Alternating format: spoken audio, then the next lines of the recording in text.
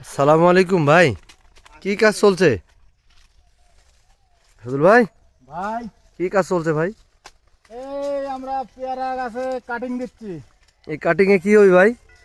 এই কাটিংয়ে আমারে আশা যে আমরা এর আগে একটা কাটিং দিছি, এই কাটিংয়ে কিছু ফুল আসছে।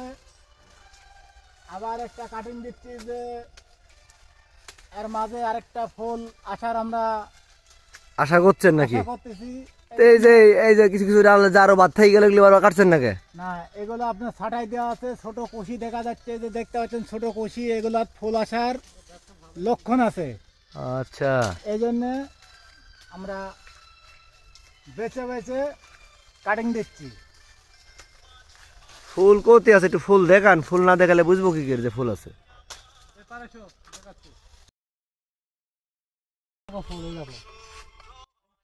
কো ফুল ভাই? এই যে আচ্ছা, ভাই, তো এই সময়তে ফুলটা এত কম আসার কারণ? আপনি এদিকে আসেন। এই যে যে ফুলটা দেখতে পাচ্ছেন, হ্যাঁ এই ফুলটা আমরা কাটিং দিয়েছিলাম এইখানে। হ্যাঁ, দেওয়ার পরে এই ফুলটা আসছে, কিছু কুশি আমারে বেড়ে গেছে। এই কুশি এখন আমরা কাটিং দিচ্ছি, আবার কিছুটা ফুল এখন আসবে। ইনশাল্লাহ। এই জন্য আমরা বেছে বেছে কাটিং দিচ্ছি। আচ্ছা আচ্ছা, না ভাই, যদি সত্যি কথা ভাই সাথে পানি ক্লিয়ার হয়ে যাচ্ছে হবে।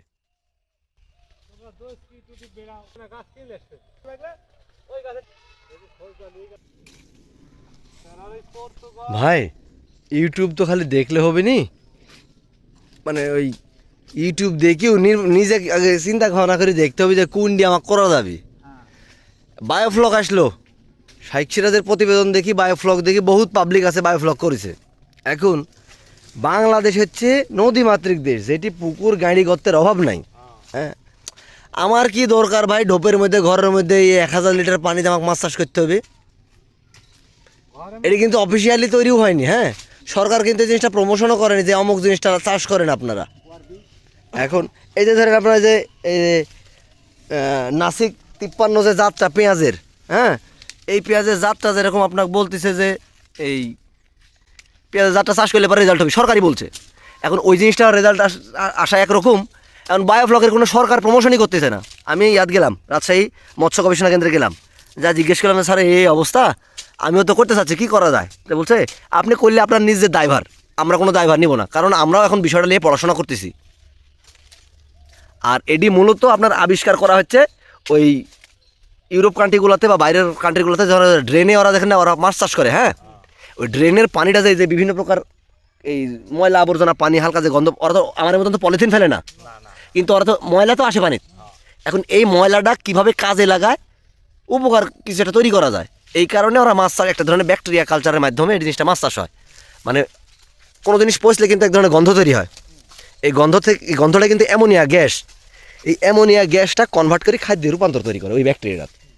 এখন এই জিনিসটা খুব সেন্সিটিভ জিনিস, ওটি অক্সিজেন কম পড়লে হবে না।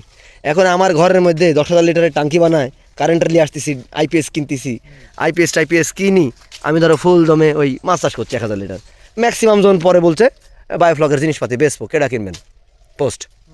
হ্যাঁ, যারা সফল হয়েছে, কিছু মানুষ সফল হয়েছে গুটি কয়েক। আসলে হুদাই খালি যা সব জাত খালি টাকা ঢাললে হবে নি।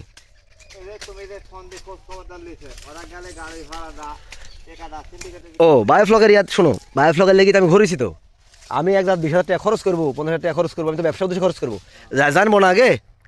গেলাম নাটোরে, খোঁজ পেলাম যে কাটাখালিতে একজন করেছে, গেলাম, যায় ওরা সব কিছু দেখলাম, দেখি টেকি ওর সাথে কথাবার্তা বললাম, ওই সমানে ফুল সেট আপলি বসে খালি যায়, দেখুন যে মাল হচ্ছে বায়োফ্লগটা ওর মেন ব্যবসা না, মেন ব্যবসা হয়েছে ওর এখন। ওই যদি তোমার এই এই বিভিন্ন প্রকার ইনস্ট্রুমেন্ট লাগে, বিভিন্ন মিটার লাগে, বিভিন্ন তোমার ওই ব্যাকটেরিয়ার ওই যে ব্যাকটেরিয়াগুলো লাগে, এগুলি জিনিস ওই বেশি বেড়াচ্ছে, বিভিন্ন মেশিন লাগে, এগুলি বেশি ওর ইনকামটা আসতেছে।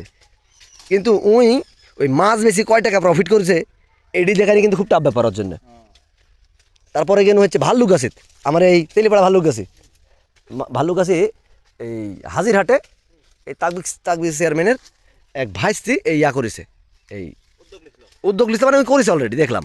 আর মোটামুটি যে আমার এলাকাতে যে ঢাকা মাছলি জানলে যেরকম ভাগে যে সিমেন্ট দিয়ে ঘিরি যে ইয়া করে না, এই জায়গা করে, ওই জায়গার মধ্যে ওইরকম জায়গা তৈরি করেছে বাড়ির সামনে, তৈরি করে ওই ধরো তোমার ওই তৈরি করেছে। তো ওর সাথে কথাবার্তা বলি, আর বাড়িতে বসে চা টা খাই দেয়, গল্প করছি। তো ওই পুরা বলছে আমি ইয়াতে গেছিলাম, চায়নাতে গেছিলাম, চায়নার যে আমি ট্রেনিং নিয়ে আসছি 6 মাসের, হ্যাঁ আমার এত টাকা খরচ করে আমি একটা ট্রেনিং নিয়ে আসছি, এটি খুব লাভবান জিনিস, তুমি যদি করো, তুমি আমার পরিচিত ছোটো ভাই, তোমাকে যত রকমের সহযোগিতা লাগে আমি করবো।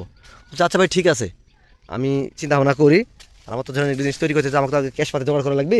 আমি দেখুন ভাই আপনার করেন, আপনি যদি লাভ বাড়া দিলে করবো নাকি এখন। হ্যাঁ ওটিও লাভ হবে, লাভটা কোন জাত হবে জানো ভাই, ওটি করতে হবে আমার হচ্ছে যে পোনা তৈরি করতে হবে আমার।